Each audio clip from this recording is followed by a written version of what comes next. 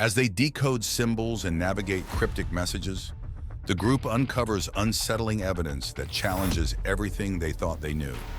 Their findings suggest that their world is part of a much larger, more complex network, controlled by unseen forces with motives shrouded in mystery. Welcome to my channel. Don't forget to subscribe and share your comments about the exciting end of the story. Children of the Ashes. Let the story begin. The sky over New Terra was a shade of blue that could only be described as perfect.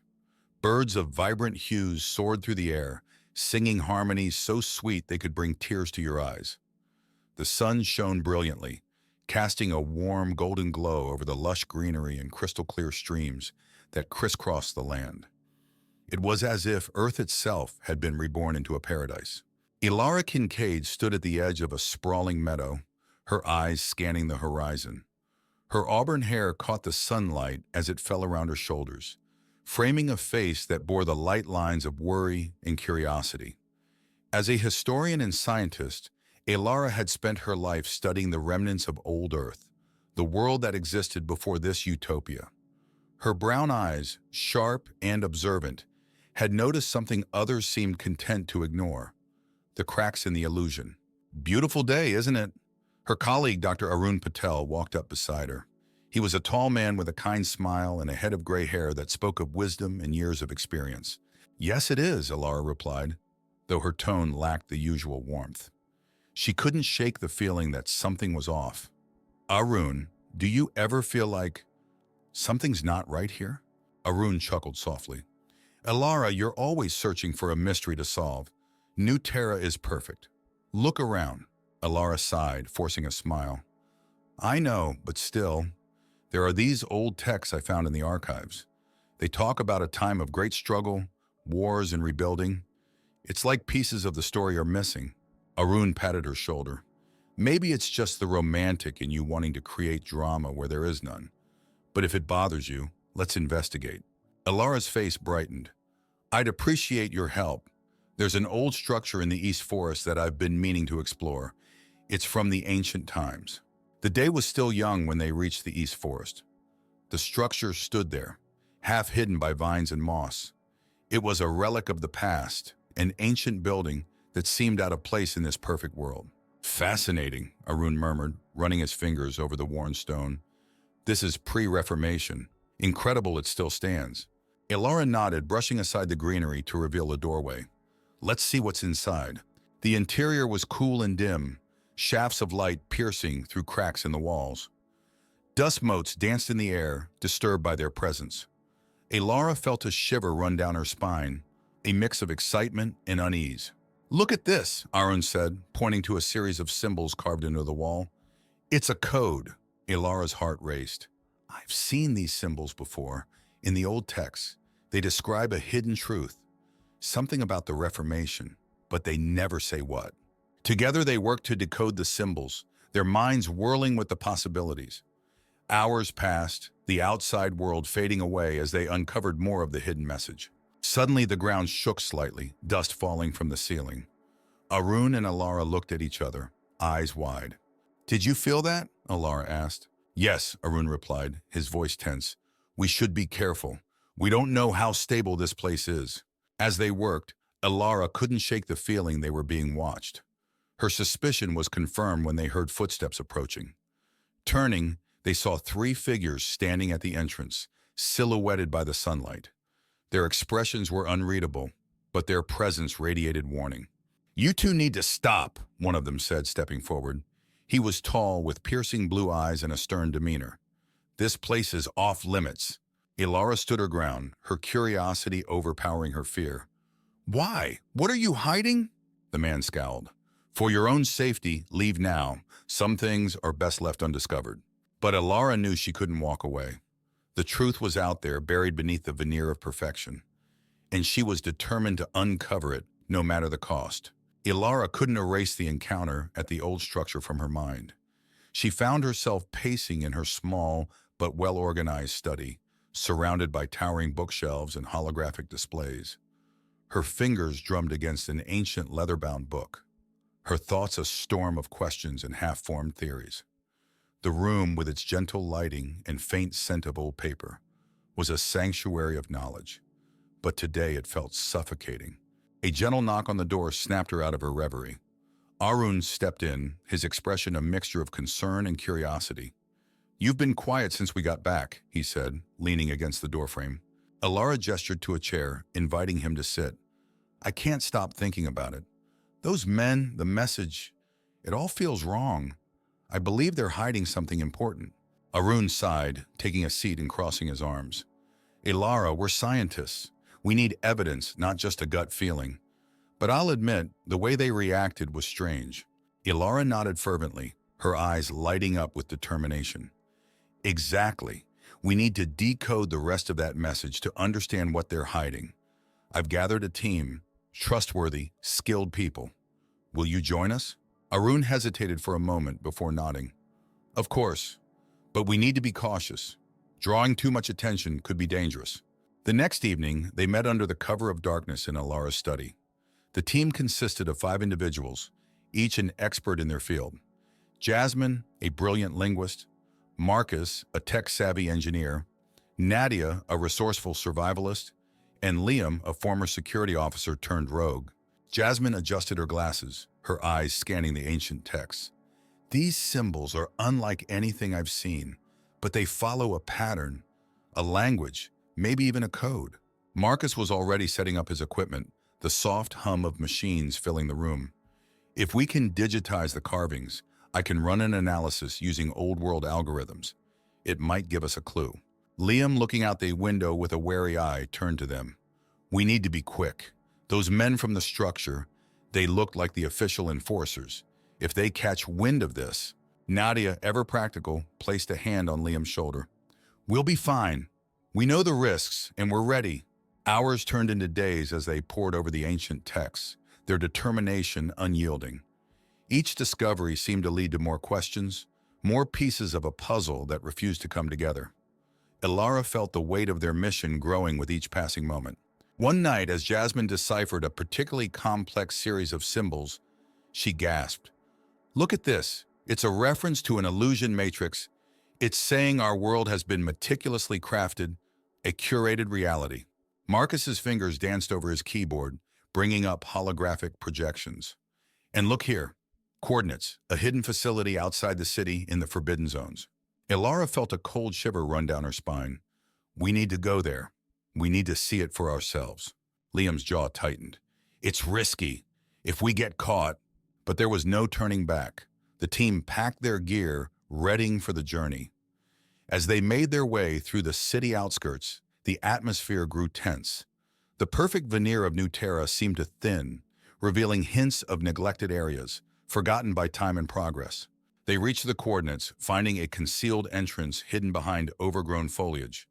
The facility was a stark contrast to the utopian world above, cold, sterile, and filled with the hum of ancient machinery.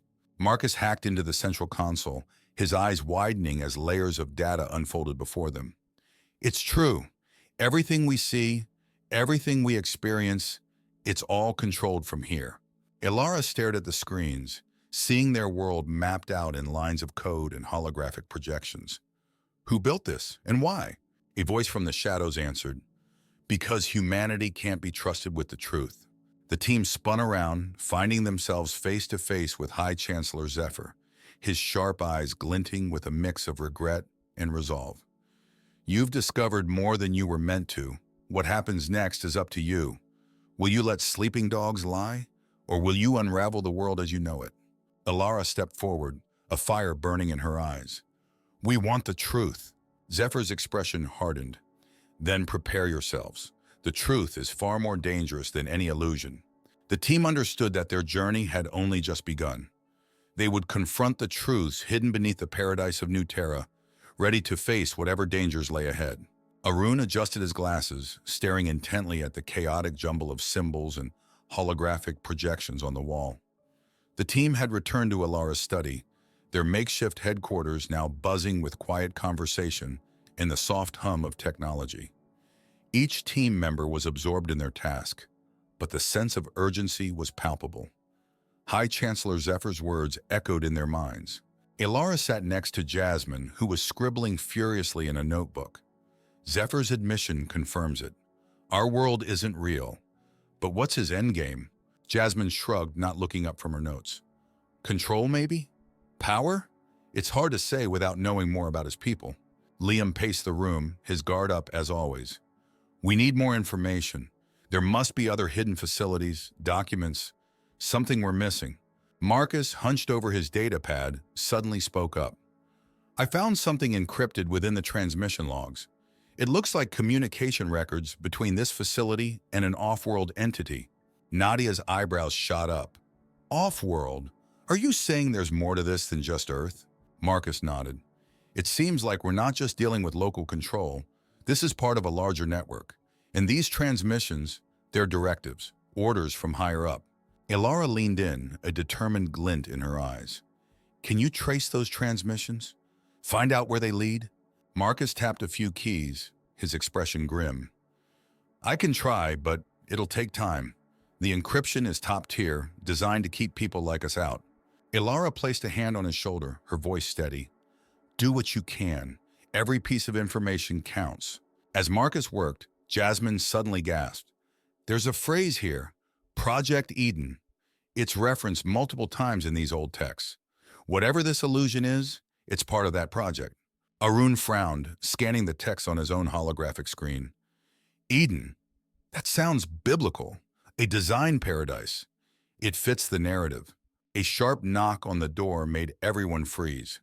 Liam motioned for silence, his hand inching towards a hidden weapon. Ilara carefully opened the door, revealing Dr. Thorne, a scientist known for his reclusive nature and deep knowledge of pre-Reformation technologies. Thorne stepped inside, his eyes darting around the room. I heard whispers.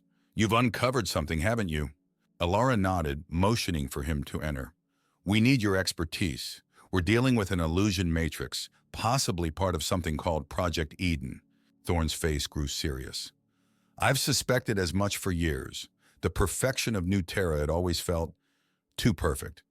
I've seen fragments of this Project Eden in the archives, but never anything concrete. Liam closed the door, his tone cautious. Why would they hide this? What's their real goal?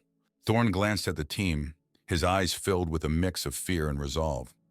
Control, plain and simple. Humanity was deemed too dangerous, too unpredictable after the wars.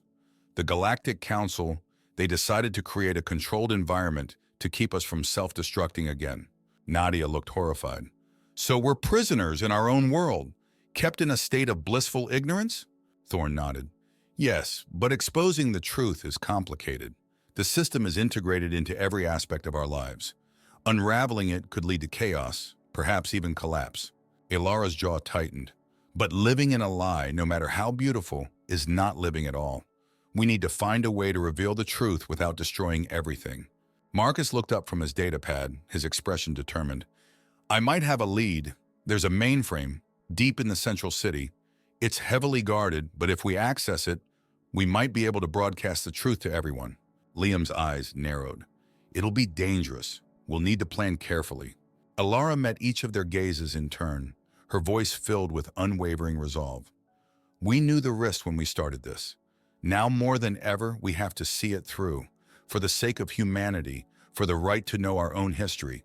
As they began to map out their plan, the weight of their mission bore down on them.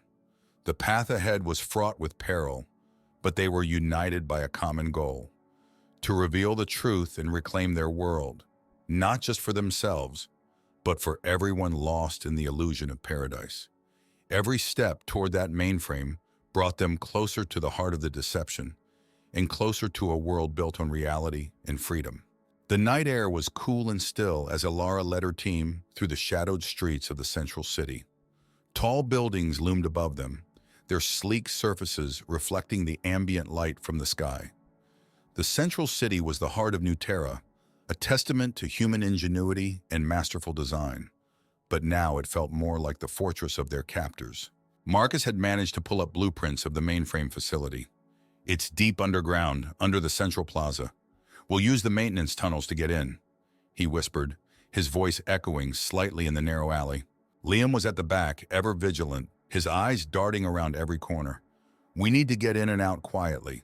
If they sound any alarms, it's over. As they reached the maintenance entrance, a heavy metal door, Arun stepped forward with a small device. This should disable the security locks, he said, attaching the device to the door's control panel. A few tense seconds later, the door slid open with a soft hiss. The tunnels were dimly lit, with pipes and cables snaking along the walls. The team moved in silence, the only sound their soft footfalls on the concrete floor. Ilara's heart pounded in her chest, a mix of fear and determination making her steps light and quick. At a junction, Nadia paused, studying the blueprints on her datapad. We're close. Just a few more turns and we'll be at the main entrance to the control room. Suddenly, they heard voices echoing down the tunnel. Liam raised a hand, signaling everyone to stop.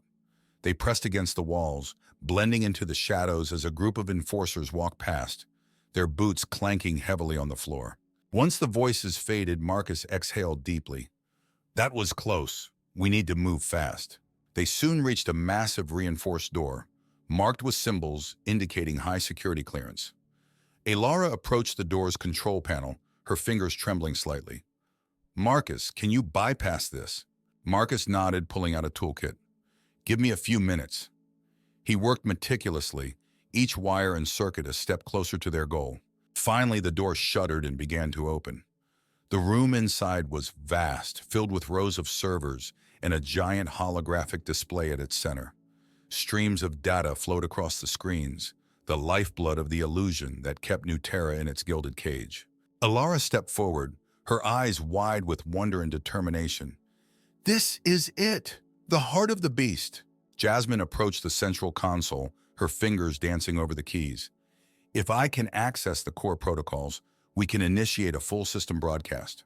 As Jasmine worked, Ilara felt a growing sense of urgency. Each second felt stretched, the weight of centuries bearing down on them. What's the status, Jasmine? We're in, Jasmine replied, her eyes focused intently on the screen, preparing to broadcast. Just as she hit the final key, alarms blared throughout the facility. Red lights flashed, casting an eerie glow over the room. The team tensed, knowing their time was running out. Liam drew his weapon, his voice firm and steady. We'll hold them off, get that message out. Nadia and Arun took defensive positions, ready to face the enforcers. The air was thick with anticipation, the clash of ideals and reality converging in this pivotal moment. The door burst open and enforcers poured into the room. Liam fired, his shots precise, gaining them precious seconds. Hurry! Ilara and Marcus joined Jasmine at the console, their hands moving in a blur as they initiated the broadcast. Code upon code streamed across the screens, unraveling the carefully woven fabric of the illusion. High Chancellor Zephyr's face appeared on a secondary screen, his expression a volatile mix of anger and desperation. You don't understand what you're doing. This will destroy everything. Ilara met his gaze, her voice unwavering. Not everything, just the lies. With one final keystroke, Jasmine activated the broadcast. The screens flashed, and the illusion began to disintegrate. Across Nuterra, people paused, their eyes widening as the true state of their world was revealed. A flash of light erupted from the central console, enveloping Ilara and her team in a wave of energy. It was the power of the illusion matrix itself, now under their control. Ilara harnessed the energy, her mind racing as she shaped it. The power flooded through her, resonating with a deep, primal connection. She guided the energy, using it to stabilize the transition, ensuring the revelation wouldn't lead to chaos but awakening. The enforcers hesitated, confusion replacing their aggression as the truth washed over them. Zephyr's voice crackled over the intercom, desperate and pleading, but it was too late. The illusion had shattered, and with it, his grip on humanity's reality. Ilara stood at the center of the now silent room, the energy ebbing around her. She knew this was only the beginning. The path ahead was uncertain, but it was theirs to forge. The team exchanged determined glances, ready to face whatever came next. For the first time, Nuterra stood on the brink of true freedom. Ilara stood on a hill overlooking Nuterra, the landscape now a complex mix of lush greenery and the harsh reality beneath. The remnants of the illusion dissipated like morning fog, revealing the truth in stark contrast. People wandered in a daze, coming to terms with their new reality. Gone were the perfectly maintained parks and crystal-clear streams, replaced by the raw, untamed earth. Arun approached, his face lined with exhaustion, but also a quiet satisfaction. It's incredible, isn't it? The awakening. Our world laid bare. Elara nodded, her eyes scanning the horizon. Yes, but it's also terrifying. People will need guidance, a new way to navigate this truth. Down in the heart of the city, makeshift camps had sprung up. People huddled together, sharing stories, fears, and hopes. Some cried, some raged, others simply stared at the sky, their minds grappling with a truth they could hardly comprehend.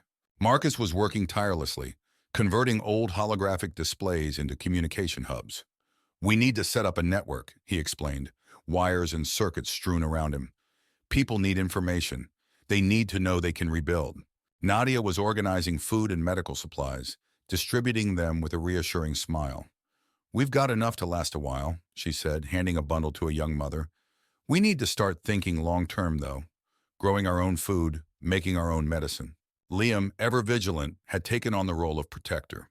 He and a small group of volunteers patrolled the streets, maintaining order and offering reassurance. We'll get through this, he told a worried-looking man. We've survived worse. We're stronger than we know. Jasmine was in the center of it all, her hands busy writing down the knowledge of the illusion matrix and how they had dismantled it. We need to document everything, she said, her voice calm and focused. Future generations must learn from this. One evening, as the sun set behind the ruins of the old world, Thorn joined Elara by the fire. His face was somber, shadowed by the flickering flames. We did it, he said quietly, but the real work begins now. Elara turned to him, her eyes reflecting the firelight. What do you mean? Thorn sighed, his shoulders heavy with the weight of his thoughts. The illusion was a cage, but it was also a safeguard.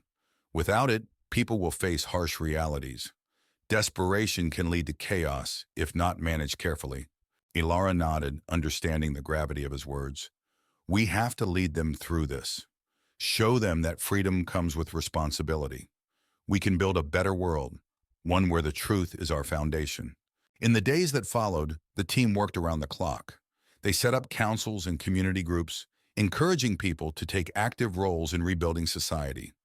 The air buzzed with the hum of construction and the chatter of ideas, a palpable sense of purpose filling the hearts of the people. Elara took to speaking publicly, her voice becoming a beacon of hope. We have uncovered the truth, she declared at a gathering in what used to be the Central Plaza. Now it is up to us to forge a new path. Together, we can build a world grounded in reality and boundless in possibility. We have the strength and the knowledge. Let's use them wisely. High Chancellor Zephyr was detained, though his influence had waned, his despair replaced by a strange resignation. I thought I was protecting humanity, he admitted to Elara during one of their conversations, but I see now I was merely binding it. Elara met his gaze, her expression firm but not unkind. The road to freedom is never easy. You can still help us, Zephyr. Use your knowledge to heal rather than control. Zephyr nodded, hope flickering faintly in his eyes. I will, for my own redemption and for theirs. The people of New Terra embraced their new reality with a spirit of resilience. Gardens began to sprout, homes were rebuilt, and a sense of community flourished stronger than ever before. One night, after a long day of rebuilding, Elara and her team gathered around a campfire. Marcus played a soft melody on a makeshift guitar, the notes blending with the night sounds. We've come a long way, he said, looking at each of them. Arun smiled, his eyes reflecting the flames. And we still have a long way to go, but we've made a start, a good start. Elara gazed at the stars, feeling a deep sense of peace. We've uncovered the truth, and now we build a new world. A better world. Together. They sat in companionable silence, the fire warming their faces, the future bright with promise.